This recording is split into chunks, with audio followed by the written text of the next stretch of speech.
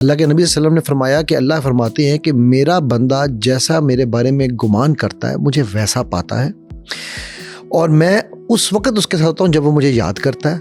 ہر وقت جب وہ یاد کرتا ہے اس کے ساتھ ہوتا ہوں. ٹھیک ہے، اگر وہ اپنے لیے مجھے یاد کرے، ٹھیک ہے، تو میں اس کو یاد کرتا ہوں. اگر وہ لوگوں میں بیٹھ کے مجھے یاد کرے تو میں اپنی جو بھی اللہ کی اعلیٰ مطلب مجلس ہے، میں اس مجلس میں اس کو یاد کرتا ہوں. ٹھیک ہے، جو کہ اس سے بہتر مجلس ہے جہاں پر وہ مجھے یاد کر رہا ہے.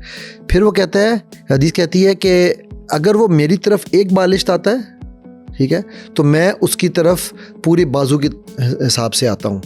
اگر وہ میری طرف چل کے آتا ہے تو میں اس کی طرف دوڑ کے آتا ہوں. صحیح بخاری کی حدیث نمبر 7405 ہے اور صحیح مسلم کی حدیث نمبر 2675 ہے. یہ اللہ کے اذن سے ہر چیز ہمیں ملنی ہے. جب ہم نے یہ بات سمجھ لی تو فرشتے اترتے ہیں قطار اندر قطار، جب آپ کے دل میں اللہ کی رضا اور اللہ کا شامل ہو جاتا ہے. پر جب آپ اس کو کسی مٹیریل چیز سے جوڑتے ہیں، ملے گا آپ کو پھر بھی، ایسا نہیں کہ نہیں ملے گا، لیکن اس میں برکت نہیں رہے گی. اس میں وہ چیزیں، بہت ساری چیزیں اس میں، اور اس میں ظاہر ہے وہ ایک مومن کے لیے نہیں ہے، ایک مسلمان کے لیے نہیں ہے.